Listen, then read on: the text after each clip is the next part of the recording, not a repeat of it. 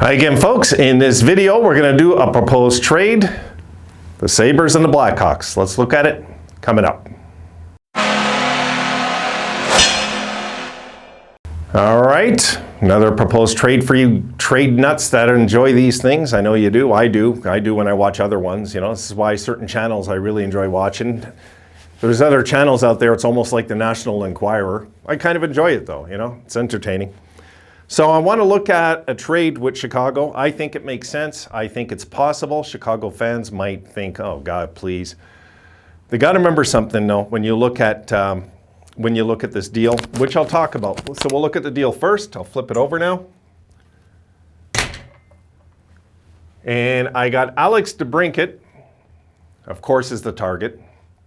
Kirby Dach, who's completely underachieved in Chicago, who we know could be a stud. He could be. Going for Victor Olofsson, Ryan Johnson, prospect rights, Eric Portillo, prospect rights, the number 28 pick in the first round, and our second rounder from Vegas next year. And a lot of Chicago fans are going to think for DeBrincat that's not enough, and it is. Because DeBrincat, guys, they don't have any leverage like we did with Jack Eichel, okay? A lot of people are gonna, if they try to compare this to the Jack deal, you can't. You just can't compare a small forward to a big centerman right off the cuff. You can't. But you can with the numbers with this guy, okay? We know he's a stud, okay? He's a small guy, but he's a stud. But, okay, comes a big cap hit at $6.4 million for one more year, then he's restricted. We would own his rights, but what if he wants out then? You know what I'm saying? We don't know for sure. I know that apparently I heard on, I think it was the 32 Thoughts podcast. I think that's where I heard it. I'm pretty sure it was with Friedman, and yeah, it was. And he talked about how the Flyers, how they were willing to trade DeBrincat, the rumor was, just for their first round of this year, and the Flyers said no, they don't want to do it.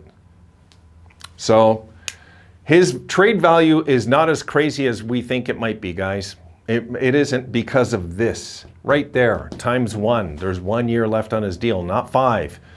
We traded Jack over there with 5 years of service left. You get it? There's a big difference of that and a 1. That's why this stays at number 28. I wouldn't give, because of that, I wouldn't give, I just wouldn't. I wouldn't give higher than the 28. You know, we could think about the 16, but look, we're giving a first rounder here, a stud goalie here, and the odds are, another thing I heard Friedman talking about was how apparently Sabres management was frustrated with Portillo not signing this year.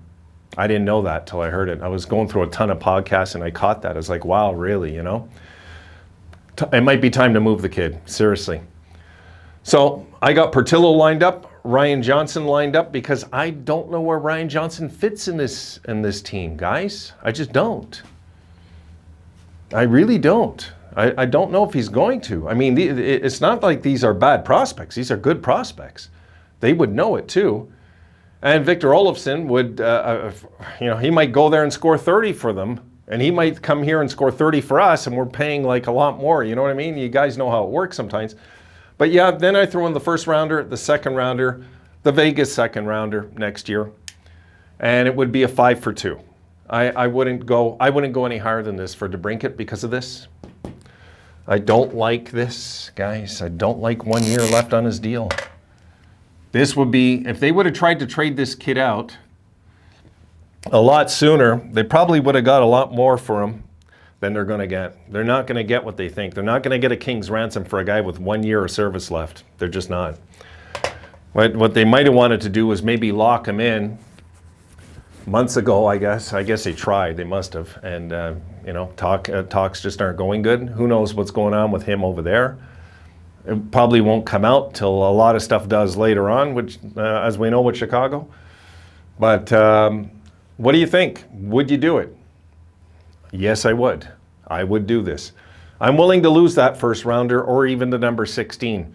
but I wouldn't lose the 16. If this had 3 years left in it, okay, if that had 3 years of service left in it, then I would have put number 16 here. Then I would have.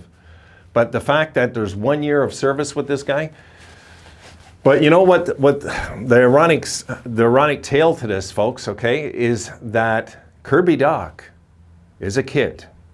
Kirby Dach has underachieved in the NHL. Yes, he has. Kirby Dach is something like 6'4", and he's a beast, and he was picked number 3 overall for a reason. I don't see how we could go wrong landing Kirby Dach as a complimentary piece in the deal. That's why I put him in, because I don't know where Chicago stand with him. You know what I mean?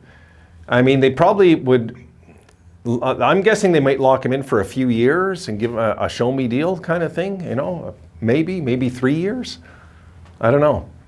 They probably would try to get 3 because he's 21, you know, get as many years as you can now while he's young and underachieving, because he is going to eventually hit his stride, I believe, this guy. So DeBrincat, Kirby Dach, we send over Victor Olofsson, so they get back Ryan Johnson, Eric Portillo, a first and a second. And also, don't forget, we're sending back a forward, a defenseman, and a goalie. These are all pieces they're going to need in a rebuild, guys. It is. No matter what way you cut it, there's just no way I don't think Chicago would entertain doing this deal, really. And for Chicago fans that think they wouldn't, okay, well, you traded this guy to us, okay? So don't say they wouldn't. And what did we trade? Grosek for, what was it Grosek we traded to get Gilmore from them? I forget. You know, they also took Nylander from us for Yoki Haru. I mean, Chicago probably are going to be rattled if they hear, okay, that there's a rumor that Buffalo's trading for DeBrincat. They're going to be rattled before they even know what they're getting, because we kill them historically in trades, and they know it. So maybe they're due to kick our tails for once, right? Maybe. But this would be a fair return. It would be. They would get a guy, a sniper, okay?